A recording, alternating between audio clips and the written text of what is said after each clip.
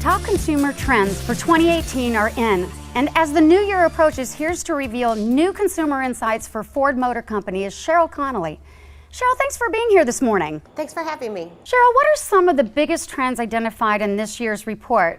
One of the things that we explore is big plans for big cities. Over half of the world's population lives in a city center, and that number is only going to grow as we move forward.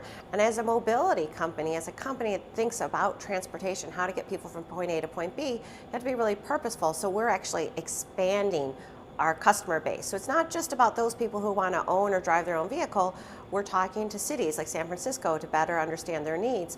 But that includes things like shuttles, car sharing, ride sharing, even bike rentals. And how does the 2018 report compare to previous years? It is actually quite a bit different, and I think it's just a reflection of the times. The zeitgeist right now around the world seemingly is a little bit somber.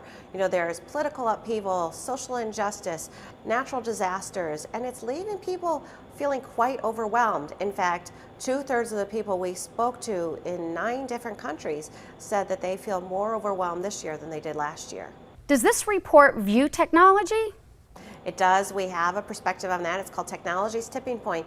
And this is a trend that we explore shifting attitudes. For a long time, the world has been talking about things like artificial intelligence, virtual reality, autonomous vehicles.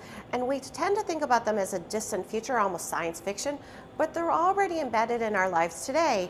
And that has mixed reaction. I mean, 50% of the people around the world are still a little bit ambivalent about artificial intelligence. And there's a spectrum of reaction to how people think about autonomous vehicles. If you're in China and India, you're really hopeful. Over 80% of the people there are hopeful about an autonomous future.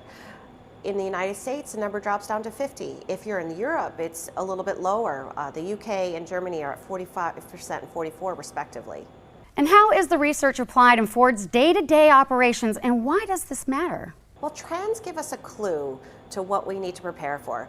Now, we have no way to predict the future. There is no crystal ball, but we can look for patterns that are leading indicators that tell us that society values are changing. So these trends help us challenge the status quo and provoke new thinking. Where can our viewers go for more information? I would be happy to. You can download the entire report at fordtrends.com. And thank you so much for being here.